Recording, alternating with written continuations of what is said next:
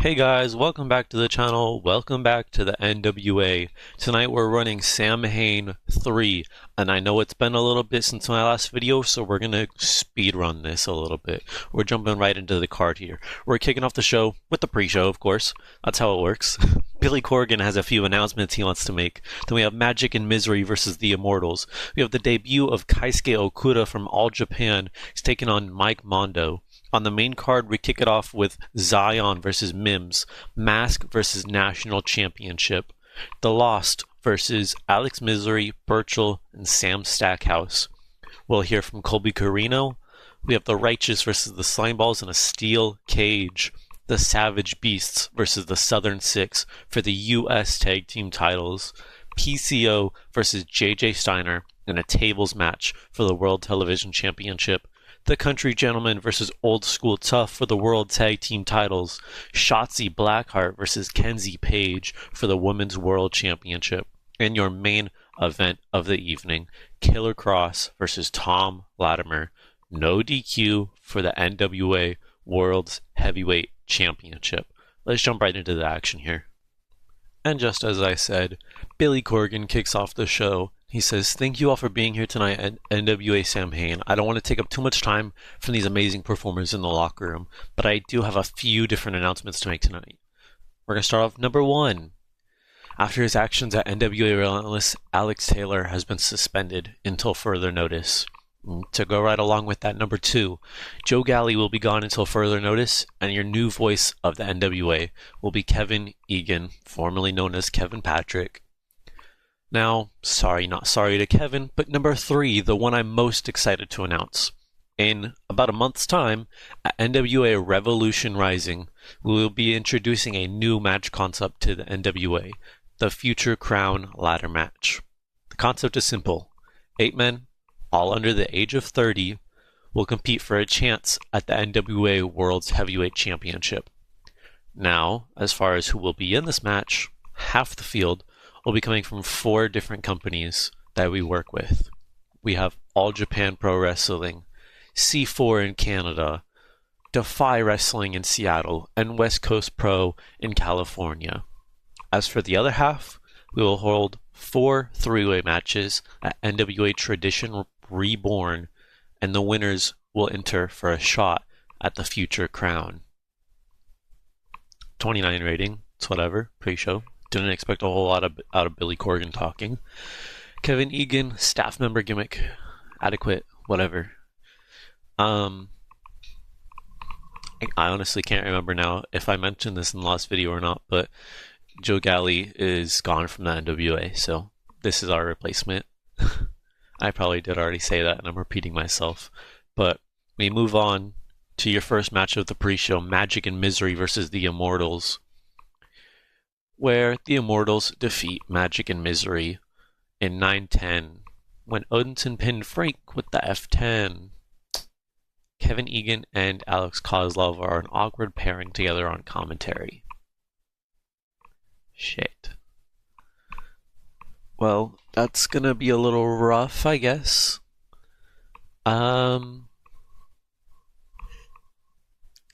Yeah, I don't know what I'm gonna do about that shit.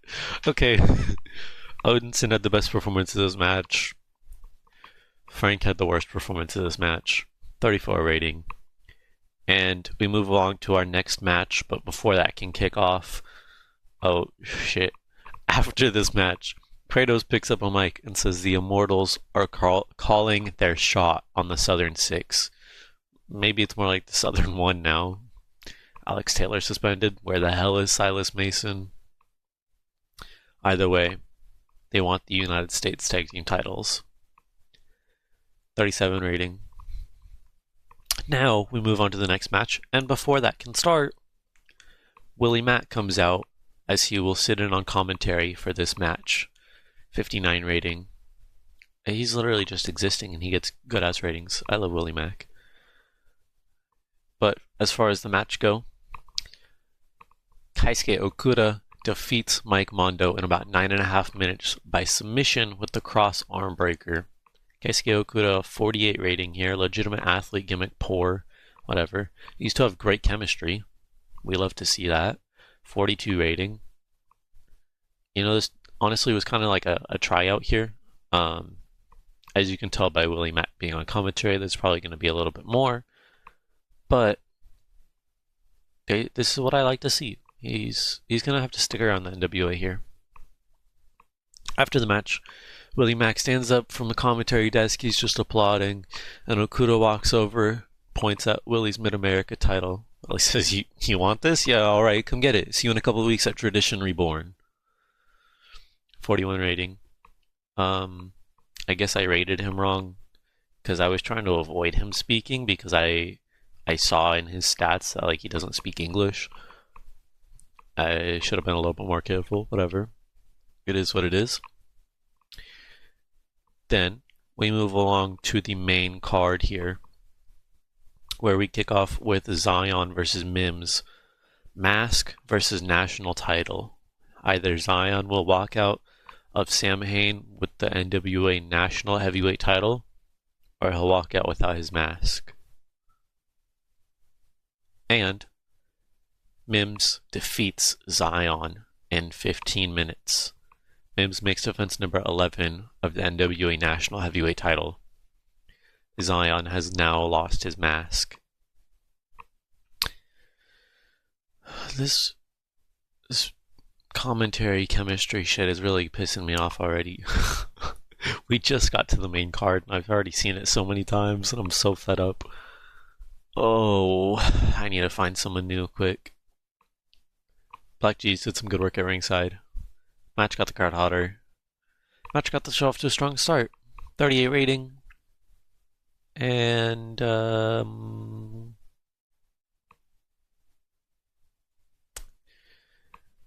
Zion is forced to unmask after his loss to Mims.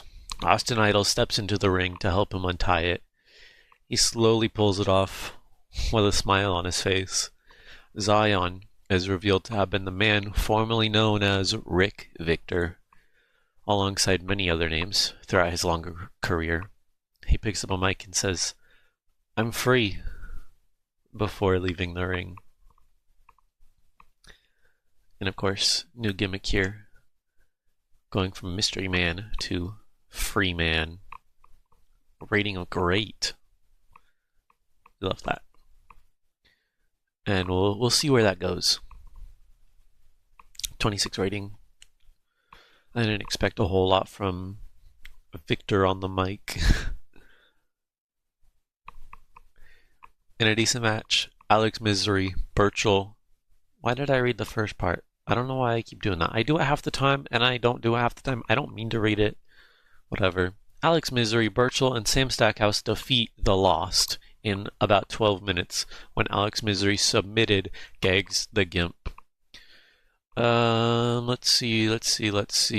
43 rating for Crazy Steve. Best performance of this match. Worst performance of this match? Lev. Whatever. It's okay. 36 rating. We move along where we have Colby Carino coming out. He has some thoughts he wants to share. Colby Carino comes out and says, "I may have lost my last chance for a Worlds Heavyweight Championship match, but I believe that if the powers that be could just give me one more shot, I can win the whole damn thing." The man who also lost in that same match, Baron Von Storm, makes his entrance. Says he's looking for that same opportunity and he'd be more than happy to beat Colby at Tradition Reborn. 46 rating. We have a number one contenders match here for Tradition Reborn.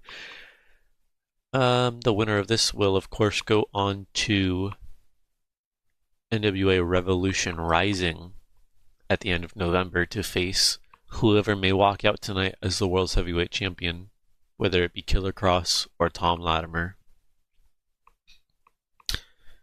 We move along to The Righteous versus the Slimeballs in a steel cage. The Righteous defeat the Slimeballs in about 15 minutes when Dutch pinned Sage Chance with a suplex brainbuster. Dutch was head and shoulders above everyone else. That's great. 55 rating there for him. Vincent, 45. I'll be completely honest. When I started this rivalry, it was to get the Slimeballs over. And then they haven't been performing exactly how I wanted them to, so we might end up shifting gears. Stay tuned. Find out. But something else I just want to point out real quick is I'm seeing a lot of these matches 15 minutes, and I just wanted to point out that that's because of this product. If I run matches any longer than 15 minutes, it's gonna penalize me, and I hate that because in my normal booking, I'm running like 20-minute matches every time, and so that's a little bit of a struggle for me. But I'm slowly adapting while I also decided to try and switch up the product. And I don't remember like exactly what day I might have switched it, but it said it should take 90 days to go into effect. So maybe by the end of the year or start of the next year, we will be looking at 20-minute main events at least, or at least a 17-minute main event. I know 15 minutes is a solid match, but having a cap of 15 minutes over and over again is a little obnoxious. But we move along. We move along to the Savage Beasts versus the Southern Six for the U.S. tag titles, where Kerry Morton is left all alone. He makes his entrance nervous as he's about to just defend these United States tag team titles all alone since Alex Taylor was suspended. And right as the bell is about to ring, the Southern Six's music plays once again, and Silas Mason makes his return to team with Kerry Morton. 37 rating, whatever. And in a good match, the Southern Six defeat the Savage Beasts in about 15 minutes when Silas Mason pinned Rhino. Silas Mason was really off his game in his return here. That's unfortunate. Rhino 45, Bear Bronson 52, Silas 37, Kerry 36. Someone's going to have to take these titles off the Southern Six because they're not putting up the ratings they should. 45 rating. We move along to PCO versus JJ Steiner in a tables match for the TV title. JJ Steiner defeats PCO in just under 12 minutes when PCO was put through a table. JJ Steiner makes defense number 2 of the World Television title. PCO 46, JJ Steiner 46. Scott Steiner did some good work at ringside. PCO benefited from being in amazing form. 46 rating. 46 is all around. 46 is a great number. And after the match, we go backstage where we see Kerry Morton is questioning Silas about where the hell have you been? Silas says, after my loss at NWA 77, I needed some time away, to find myself again. I was feeling less like a thrillbilly and more like a hillbilly, I just became so focused on winning the NWA Worlds Heavyweight Championship that I lost sight of everything else. Believe me, I will still win the 10 pounds of gold, but I've come to realize it's just not quite my time. So, I'm back here now to help my brothers out. Because, we may do our own separate things from time to time, but the Southern Six are a family. Alex, Kerry, Ricky, myself, we are inseparable. But with that, I'd also like to say, right now we're really only the Southern Four. So I'm letting you all know it's time to complete the family. Southern Six are looking for new members. 37 rating, whatever. We move along where Old School Tough defeat the Country Gentlemen in just under 14 minutes when Trevor Murdoch pinned AJ Kazana with a diving bulldog for them to make defense number 11 of the World Tag Team titles. Mike Knox was the weak link, as always. That's alright. Trevor Murdoch 41, AJ Kazana 41. Honestly, I didn't realize Country Gentlemen were doing that good. It's been a little bit since I touched the save, so I don't entirely remember what's going on, who's doing good, who's doing bad. I've been real busy. But AJ Kazana putting above 41, same as Trevor Murdoch. It's pretty solid. 38 rating, that's alright. It's whatever. We move along to our semi-main event of the evening, Shotzi Blackheart versus Kenzie Page for the World Women's Championship. And Kenzie Page defeats Shotzi Blackheart in about 15 minutes by pinfall. Kenzie Page makes defense number 32 of the NWA World Women's title. Who will dethrone her? Don't know. Kenzie Page 49, Shotzi Blackheart 39. Honestly thought this would be more of an even matchup, but alright, go off Kenzie. 44 rating. After the match, Max the Impaler returns to the NWA. They confront Kenzie Page, eyeing her Women's World Championship. 48 rating. We move on to our main event of the evening. Killer Kross versus Thom Latimer. NWA Worlds Heavyweight Championship on the line. No disqualifications. Anything goes. Who will win? Thom Latimer retains in about 15 minutes by pinfall with a fast roll-up. Thom Latimer makes defense number 33 of the NWA Worlds Heavyweight title. Thom Latimer 48, Killer Kross 45. You see why we kept the title on him.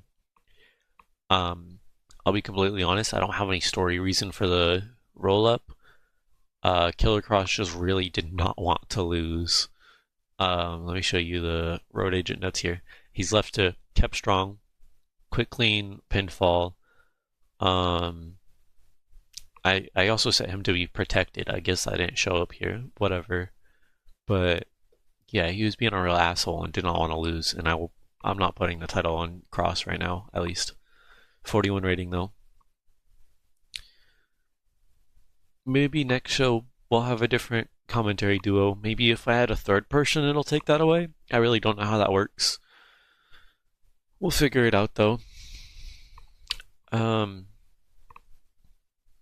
But we have a 44 rating here for our show. That's okay, I think. Like I've said multiple times, I don't really remember entirely what's going on. I don't know how we've been doing. That might be terrible. That might be amazing.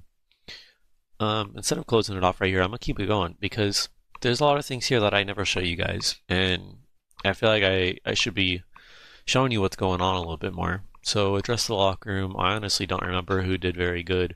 I'm going to just shout out JJ Steiner, point him as a good example. PCO, point as a good example. Whatever. I know they had a solid match. Both seemed pleased. That's great. Financial report. This is what I really wanted to show you guys. So we just lost $4,000 from the show. I believe I started the save at like 500,000. I've been losing on every single show. And that's not good. I don't really know how to improve upon that. But also it's kind of been lessening every time, so I think I just gotta wait it out. We have enough money that we're okay. We can stay afloat. Popularity recap. And we moved up in popularity all the way through the US, all the way through Mexico. We are now, let's see, Southeast. We're now up to 33. So as long as we're pulling in ratings above a 33, we're solid. We're moving up in the world. That's good. That's 2 points away from being a medium-sized company, if I'm getting that right. It might be small. I might be getting them mixed up. Hold on, let me think. Yeah, that's moving up to small. We're most definitely not a medium yet. We're a tiny company right now. And from the looks of it, we've been moving up 1 point every month. And so that should mean we get through Tradition Reborn, we get through Revolution Rising, we go up another point there. We get through, I'm blanking on my first show for December, and then we get through Starcade right at the end of the month, and we should be at a 35. So Starcade should be bumping us up to a small company. That's great. We love to see that. But I'm going to leave it off here. There's no media scrum. There's some people who I have signed, and if I move on to the next screen, that might be spoiled. So we're going to call it an episode right here. Thank you guys so much for watching. Remember to like and subscribe. I'll see you guys in the next video where we'll be running Tradition Reborn. Peace. I'm out.